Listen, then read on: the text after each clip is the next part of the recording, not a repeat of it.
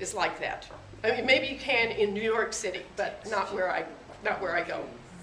So, if there are any questions, I'll be glad to answer. Okay. I have one. Where do you get the, is this for local sheep, or No. do you, no? No, I started, like everybody, you know, you go to your, I was on the West Coast when I did this, so there's lots of sheep around, lots of different kinds.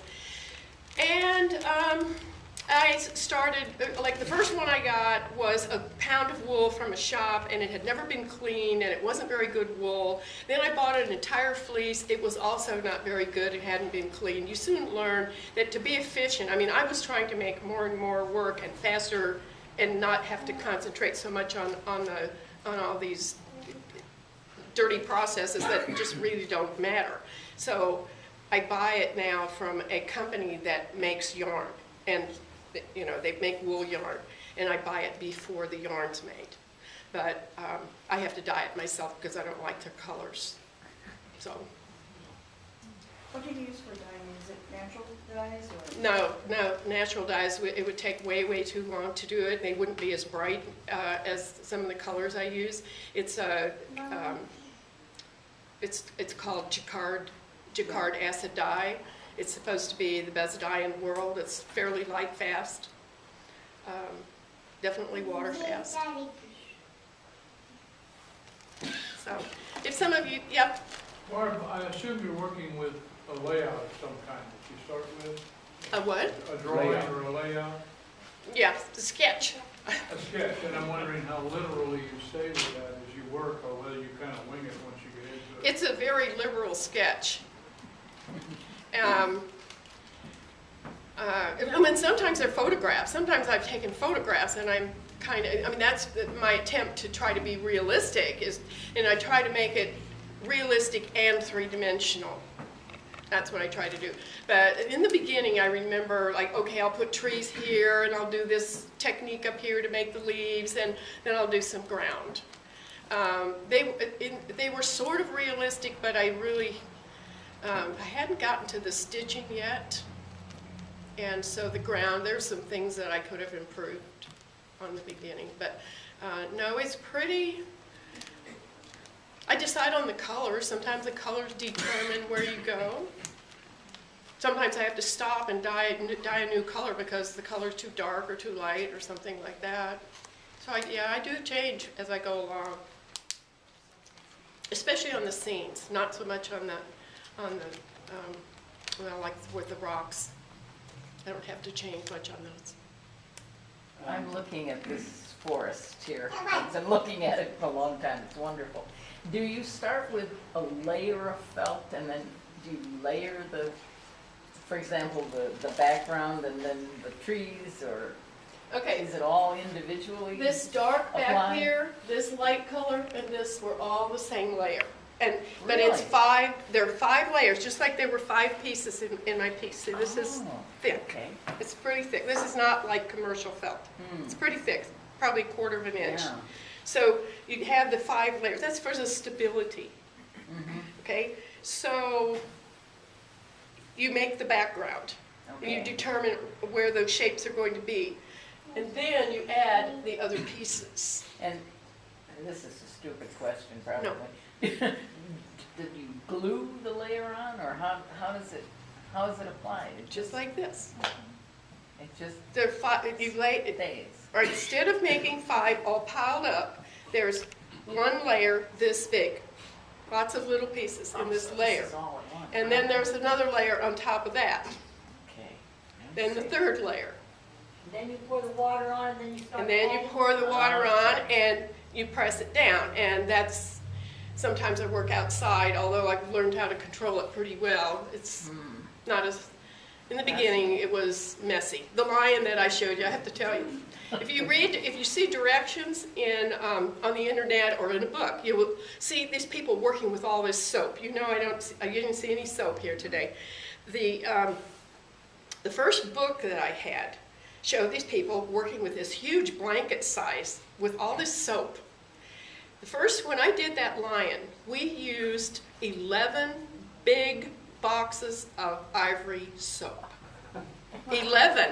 The kids were also working in the classroom, but 11 boxes. I could do that same project now with probably no more than one, probably less. What does the soap do? The soap, all it really does, it acts like an oil, okay? And when, you know, you can just put like minuscule bits in there. It breaks the surface tension of the water, and when you have heat, oh, I should tell you one thing about the wool. If you look under a microscope, the wool has scales on it. The more scales, the better it felts. Like a Stetson hat, great material, especially the expensive ones. They have slightly different kinds of wool. It has more scales. So these scales open up while you're working with the heat. And then as you press, all the little scales are grabbing onto each other. So it doesn't really make sense to me that here you have these scales trying to grab hold when you've got all that extra soap and water in there. You have to get rid of it. You have to rinse it off before you can make it, hard. Piece of hard felt. Are you gonna pass the line so they can do one? Yep. I have a question. Does this thing change over time or shrinks or change this shape, No. color? Not unless you pull on it. Well, if it gets wet. I mean, if you got it wet, you could pull it But out. do you apply any kind of coating like No. archival? No, it's just water. You have to rinse it, get all the soap, get all the, dirt, Stable all the for urine out. bacteria, for mold? It withstands the bacteria, mold, and like, If it's out, if you had a very humid area and you put it in a piece of plastic, yeah, wool will get mold on it. Your clothes will get mold. If they're like stacked up in a closet, they can get mildew on them. But that isn't normally what you do. And if you stored it, you would want to put it in a muslin cover. That keeps the air out of it. How different in size is your background piece from when you started to when you ended? Let's see, this is 36 by 40, and so that means it was probably 40 by 44 when I started. Not bigger, okay. Yeah, it's quite a bit bigger. Yeah, I think about that. How much time does it take to do it? I don't know, I used to keep track, and it's really hard because there's a lot of stopping and starting, and there's certain things you have to do when it's dry. So you get it wet and let that dry, then you do something to it, then you get that wet and do something more, and so it's kind of hard to tell, but it's a long time. A month, more than a month? Oh, Depends on how many no, hours but a day. probably a month, Yeah, something. something like that. How long have you been doing this, did you say? Well, the felting I started in, that was 1987, I did the lion, I think 86 or 87, I did the lion. They just beg to want to be touched. Yeah, they do. Can we touch them? Why don't you tell them where your studio is at? But, Tell them where oh, yeah, but, just a minute. I've got some cards here.